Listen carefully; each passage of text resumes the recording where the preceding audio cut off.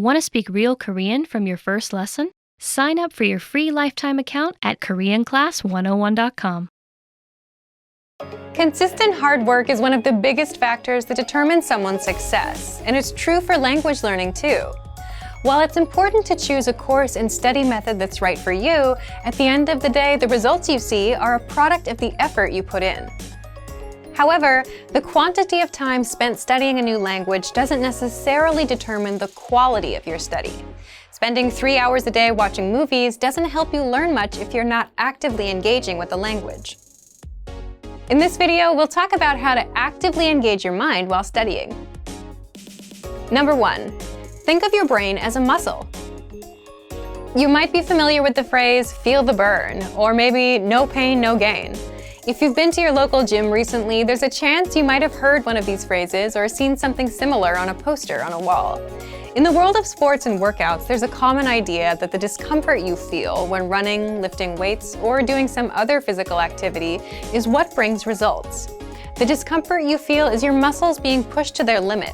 It's the limit pushing that strengthens your muscles so that over time your performance increases. In the context of language learning, it's helpful to think of your brain as a muscle being trained. Just as we need to push against our physical limits when exercising, we also need to push our mental ones when learning a foreign language. Have you ever studied or practiced your target language in a way that left you tired or even exhausted? If so, you've experienced what it's like to push your brain out of its linguistic comfort zone. Number 2, practice active listening.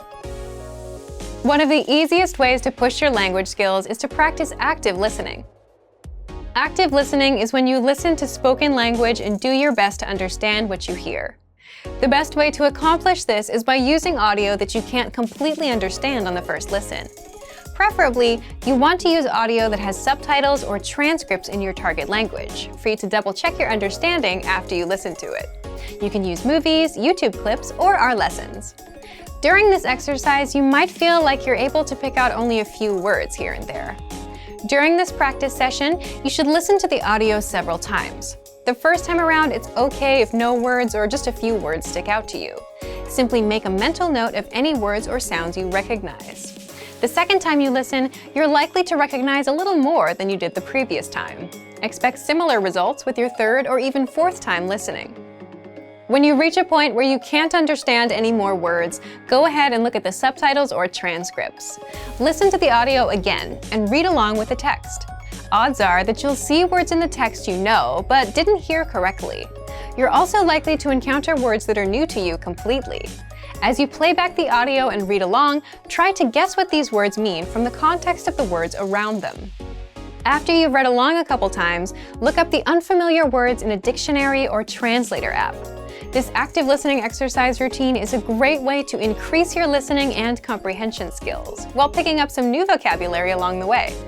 It also allows you to learn new words in context, which itself is a powerful way to help you retain what you study. Number 3, practicing with native speakers. Practicing with native speakers is the best way to push your language skills. Using what you've studied to communicate in real time is how you'll really challenge yourself. Try to connect with a native speaker on a weekly basis. Remember, consistency is important when you're learning a foreign language.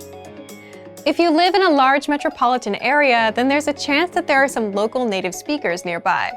Try visiting a local language exchange or meetup group to make the necessary connections. If you're unable to find a practice partner locally, then you can take your search online. There are a number of sites that help you find and connect with other language learners from around the world. For example, if you're a native English speaker learning a new language, you can find a native speaker of your target language who is learning English. There are tons of language learners around the world who have learned or are learning a second language. You're likely to find someone who knows your target language and is looking to improve his or her English. Learning a new language isn't always easy, but it's the discomfort that comes with pushing your ability in the language that produces results in your studies. Don't be afraid to step outside of your comfort zone. It's okay to move far outside of your native language. You'll expand your mind and your skills. Also remember that language learning is in every way a lot like an adventure. There will be fun times and times when it feels like you're swimming upstream.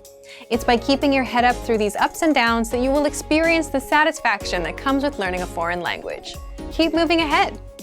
And for even more tips on how to engage better in your language learning, check out our complete language learning program. Sign up for your free lifetime account by clicking on the link in the description. Get tons of resources to have you speaking in your target language.